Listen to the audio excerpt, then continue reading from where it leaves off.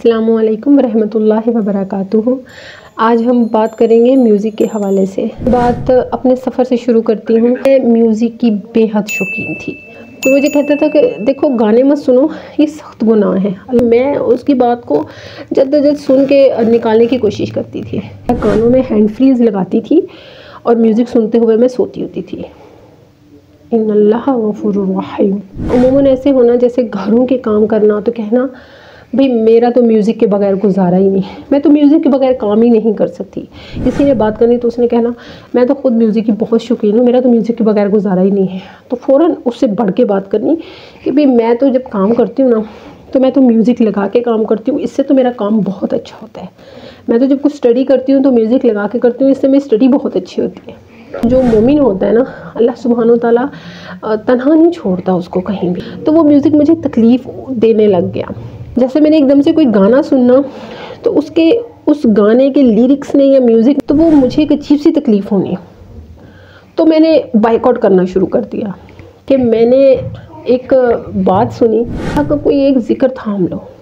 अब मैंने क्या किया कि मैं अस्तगफिरुल्लाह जो है ना, वो मैं बहुत ज़्यादा तादाद में पढ़ती थी। मुझे ये बड़ा आसान लगा। मैंने कहा ये देखें बाकी ज़िक्र तो बहुत बड़े बड़े हैं, तो क्यों ना अस्तगफिरुल्लाह को थामा जाए, बड़ा छोटा सा ज़िक्र है, ये पढ़ लेती हूँ। मैंने उसे अपनी ज़िंदगी में शामिल कर लिया। इतना शामिल किया कि आहिस्ता आहिस्ता मैंने गानों को सुनना तो मुझे एक अजीब सा महसूस होना, एक तकलीफ़ सी होनी मुझे।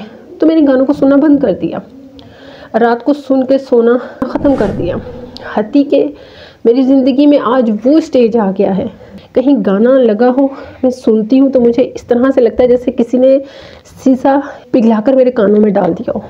एक अजीब सी मुझे कोफ्त और एक अजीब सी तकलीफ़ होती है गानों को सुनते ही कि मैं फ़ौरन से पहले अपने कानों पे हाथ रखती हूँ और मैं फ़ौरन से पहले वहाँ से उस जगह से निकलने की कोशिश करती हूँ, उस जगह से स्किप करने की कोशिश करती हूँ। जान लीजिए हकीकत है कि म्यूज़िक शैतान का साज है।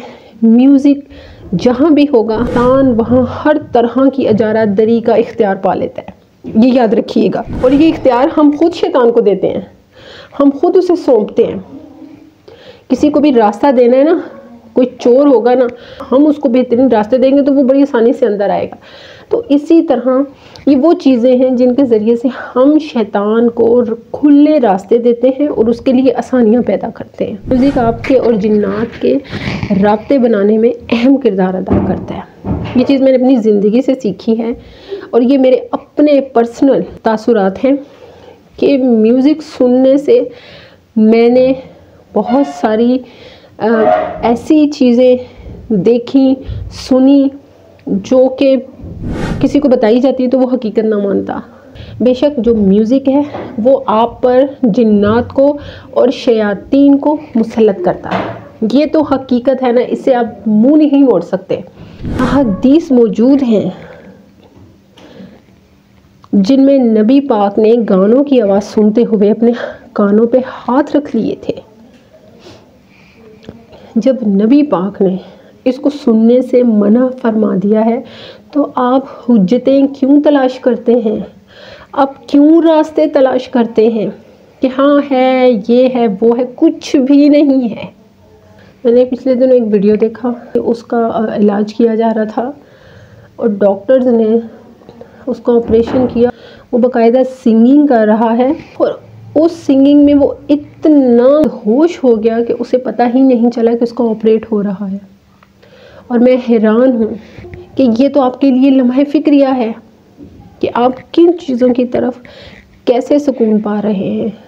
म्यूज़िक को पसंद करने के हवाले से एक बात मैं ये भी डिस्कस करूँगी कि आपके जो आइडियल्स होते हैं ना, जिन लोगों को आप फॉलो कर रहे होते हैं, उनको आप जब फॉलो कर रहे होते हैं तो इट्स मीन कि आप उनकी एक्टिविटीज़ को भी अपने ऊपर तलब कर रहे होते हैं, अपने अंदर ऑब्ज़र्व कर रहे होते हैं। अब जब आप मुख्तलिफ़ सिंगर्स को अपना आइडियल बनाते हैं, ज़ाहिरी सी बात है आप उन्हीं के गाने सुनेंगे। आजकल तो आपके सामने यूट्यूब्स पर हर चीज़ ओपन है, उनके ब्लॉग्स में पल पल की खबर होती है, तो लिहाजा ये फॉलोअर्स उनके पीछे होते हैं। लेकिन अगर आपके आइडियल आपके प्यारे रसूल हज़रत मोहम्मद मुस्तफ़ा सल्लल्लाहु अलैहि वसल्लम है, तो याद रखिएगा आप उन चीज़ों के करीब भी नहीं जाएंगे जिनसे उन्होंने मना किया। बात यह है कि आप किसके फॉलोअर हैं, इंसानों के फॉलोअर्स हैं, वो भी ऐसे इंसानों के जो यहाँ तो नॉन मुस्लिम्स हैं या मुसलमान। आप अपने नबी के फॉलोअर होंगे तो फिर कभी भी कतई भी आप उन चीज़ों की तरफ जा ही नहीं सकते जो चीज़ें हराम हैं, हराम हैं, हराम हैं। अगर तो आप मुसलमान हैं तो आप मेरी बातों से इख्तिलाफ़ नहीं कर सकते, और अगर आप मुसलमान नहीं हैं तो 100% मेरी बातों से इख्तिलाफ़ कर सकते हैं। अल्लाह सुब्हान व तआला आप सबको खैर व बरकत से जोड़ के रखें। मेरी दुआ में याद रखिएगा। जज़ाकल्लाहु खैर व बारकल्लाहु फ़ीक।